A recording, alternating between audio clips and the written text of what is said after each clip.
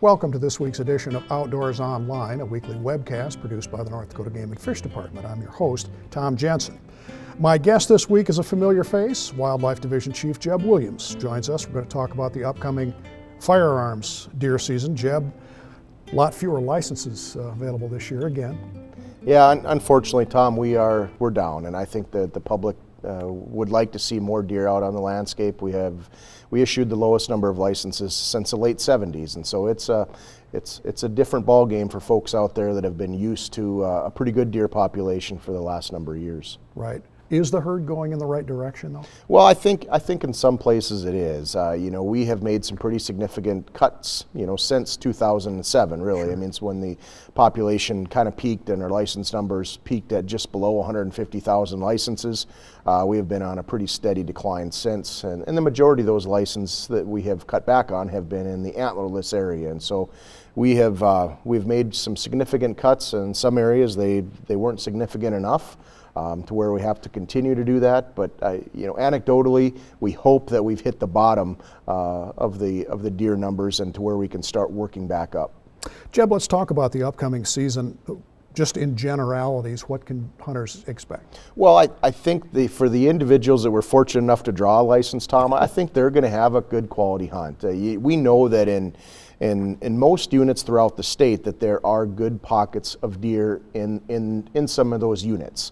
However, things have changed since when we're comparing deer numbers to the late 70s or the early 80s, is that in some deer units we don't necessarily have so much of a deer problem as maybe we have an access problem, to where a lot of the deer might be hanging and holding on particular places that the majority of the public may not have access to, and so that can be a challenge when we're trying to issue licenses and try to get some good public opportunity out there, but then also recognizing that by issuing some of those licenses, the public might not have the opportunity where the deer actually are. So it's a challenge, but I think in most units across the state, we have pockets to where there's good deer numbers, which we can hopefully build on into the future to get that deer herd going back up. I would guess that's kind of habitat driven? It is, yeah.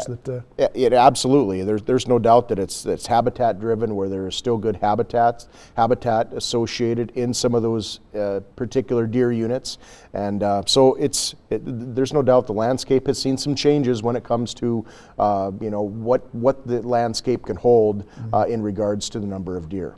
You do, of course, have some areas that are a little bit slower to rebound. We do. We've seen some of the eastern units, again, where the majority of cuts have come in the last couple of years, kind of the eastern part of the state where we've really had some issues as far as trying to stabilize the deer population in that eastern part of the state. So some pretty significant cuts over the last couple of years have continued to be the norm there, and again, hopefully we can start seeing that number at least stabilize and eventually go in the other direction.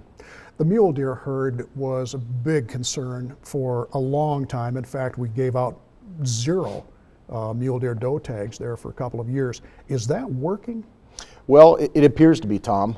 In conjunction, of course, with some nice winter weather that we've had these last couple of years in the western part of the state.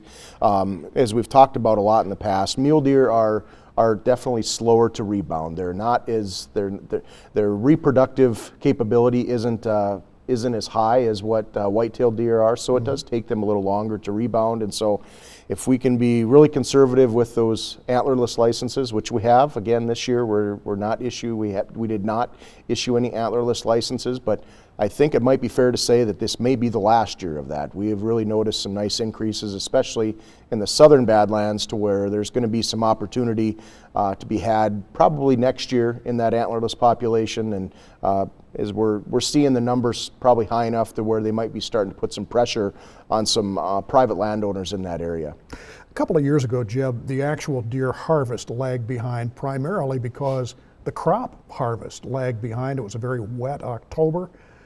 Do you know where the crop harvest is at now, and how is that going to affect our our hunt this year? Sure, yeah. So the last number of years, North Dakota has obviously seen an increased number of row crop acreage. Less sunflowers out there, but an additional number of corn acres, of course, with the high corn price the last number of years. Of course, that has kind of come down, but there's still a good amount of corn acres on the landscape. And so what appears this fall is that by deer season, by November 6th, we might have some corn out there, but it's probably not going to be very much. Right now, individuals are getting a pretty good start on corn harvest out there, and so I think by deer season, it's probably safe to say that a high number of corn acres is probably not going to impede anyone's success when it comes to deer hunting this year.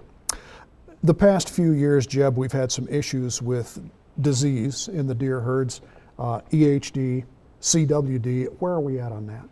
Well, fortunately this year, Tom, we did not receive a single report on EHD. Now, not saying that it didn't happen, but we did not receive any public reports, and the public has always been very good when it comes to EHD as far as letting us know, and so we can get individuals down there to do some sampling and collection of those dead deer, and we did not receive a report, and so that's a very good thing.